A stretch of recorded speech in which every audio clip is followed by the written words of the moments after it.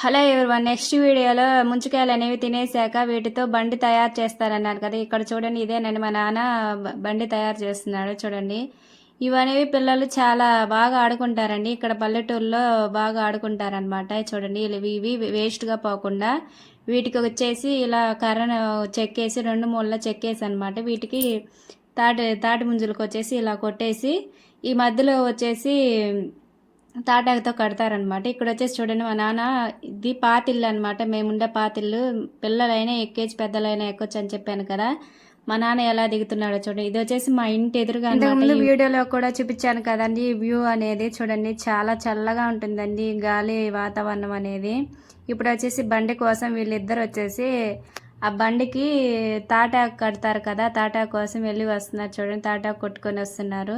ఇక్కడ మా నాన్న వచ్చేసి ఆ తాటాకు అనేది చూడండి ఇలా కట్టి దీనికి వచ్చేసి ఒక తాడు కడతాడు. ఆ తాడుని కట్టుకొని లాక్కొని వెళ్ళడమేనండి బండిని. ఎంత దూరమైనా వెళ్ళిపోవచ్చు. మీరు ఏదైనా ఊళ్ళోకి వెళ్ళాలంటే ఈ బండి వేసుకొని కూడా వెళ్ళిపోవచ్చు అనమాట. చూడండి, ఇక్కడ వచ్చేసి దీనికి తాడు కడుతున్నాడు. తాడు ఏవి కనపడక ఇవి పైపింగ్ థ్రెడ్ ఉంటుంది కదా, దాన్ని వేసి కట్టేస్తున్నాడు మా నాన్న. చూడండి, ఇలా కట్టేసి మా వాడు వచ్చేసి మా కర్రి పుష్పగాడు చూడండి దీన్ని వచ్చేసి ఎలా లాక్కెళ్తాడో.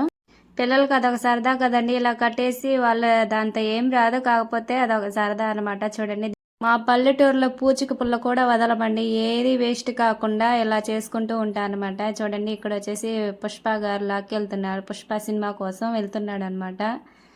అన్నట్టు చెప్పడం మర్చిపోయాను, మా కర్రి పుష్ప కోసం ఒక లైక్ చేయండి, సబ్స్క్రైబ్ కూడా చేసుకొని చేయడం మర్చిపోకండి. మా కర్రి పుష్ప గారికి కోపం వస్తుంది. ఇక్కడ చూసారా, మా ఊళ్ళో ఉండే పిల్లలు వచ్చేసి ఇలా ఎక్కి, అంటే వాళ్ళ పిల్లలు కదా వాళ్ళు ఎక్కలేరు అని చెప్పి ఇలా గెడ ఉంటుంది కదా, గెడకి కత్తి కట్టుకుని ఇలా చెట్టుకు అనేది కోస్తారండి. పెద్ద చెట్లకు కూడా పెద్ద గెడ ఉంటుంది కదా, అలా పెట్టేసి కత్తి అనేది షార్ప్గా నూరేసి ఇలా కోసేసుకొని పిల్లలు చూడండి, ఈ లైఫ్ అనేది ఇక రాదు.